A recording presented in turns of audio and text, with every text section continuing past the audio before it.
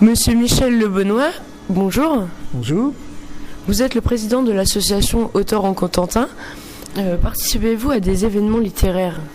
Alors, oui, pratiquement tous les auteurs font des dédicaces. La plupart participent à l'un ou l'autre des salons littéraires qui existent dans la région, suivant leur implantation géographique, puisque la condition d'adhésion à l'association étant d'avoir un lien ou de vie ou d'écriture avec le Cotentin, il y a quelques auteurs dont le lien est dans l'écriture, mais qui ne vivent pas là, qui sont dans la région de Caen ou même plus loin.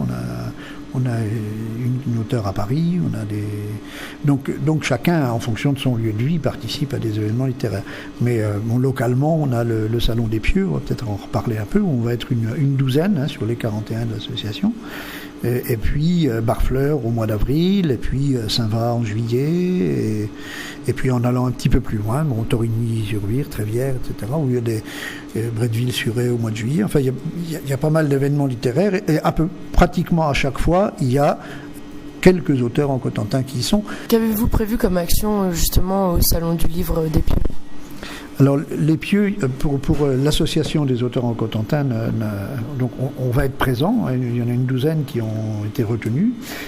Par contre, où on va être dans une démarche plus collective, c'est avec un autre collectif d'auteurs qui est à l'initiative d'un des auteurs en Cotentin, Olivier Leduc, qui est par ailleurs éditeur de livres pour enfants, et qui a constitué un collectif qui écrit des nouvelles. Donc on est une dizaine d'auteurs, pas forcément de l'association, ou tous ont eu à un moment ou à l'autre un lien avec l'association. Il y en a qui sont partis parce qu'ils sont partis loin, etc., mais qui sont dans ce collectif, mais à la sollicitation d'Olivier. C'est pas une démarche, là encore, c'est pas un groupe comme ça d'auteurs. Et là, on va faire des animations le samedi et le dimanche autour d'un nouveau petit livre qui sort, qui s'appelle Nouvelle Vague, donc destiné aux enfants à partir de 8 ans. C'est le deuxième d'une série qui devrait en compter 3. Voilà. Avez-vous un conseil à donner à quelqu'un qui veut se lancer dans l'écriture ? Le seul conseil que je peux dire, c'est si tu as envie, vas-y. Après, il faut savoir que c'est un long chemin, que l'écriture n'est pas quelque chose de simple.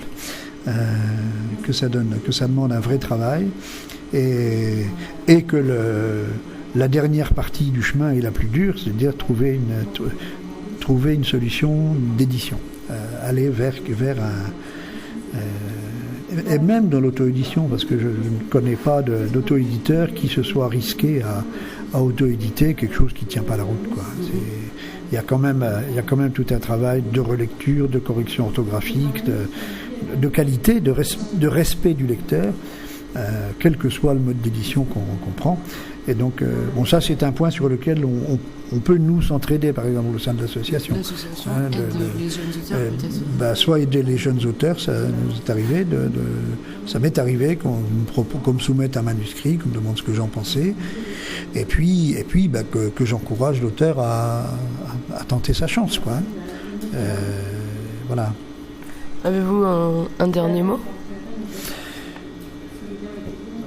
Qu'est-ce qu'on peut dire en dernier ? C'est la chose que j'ai pas dit encore, c'est qu'on a un site internet qui fonctionne bien, qu'on est en train de dynamiser un peu là avec un de nos auteurs qui est par ailleurs graphiste et qui fait ça très bien, qui est Philippe Tifagne, Tif pour son nom d'auteur, et qui est en train de nous remettre notre site